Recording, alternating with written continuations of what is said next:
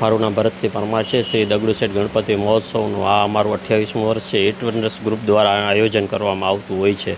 પર્યાવરણને નુકસાન ના થાય તે રીતે અમે ઇકો ફ્રેન્ડલી મૂર્તિ બનાવતા હોય છે। આ વખતે અનાજમાંથી આ મૂર્તિ બનાવેલ છે।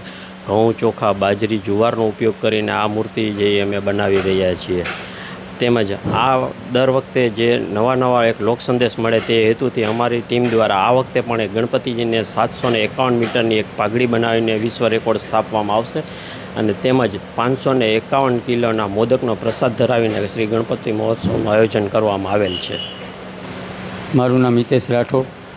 અમે દગડુશેઠ મહોત્સવ ઇટવનર્સ ગ્રુપ દ્વારા છેલ્લા 28 વર્ષથી કાર્યરત છીએ અને જે આપ મૂર્તિ જોઈ રહ્યા છો તે ટોટલી અનાજમાંથી બનાવવામાં આવેલ છે અને તો ટોટલી ઇકો ફ્રેન્ડલી છે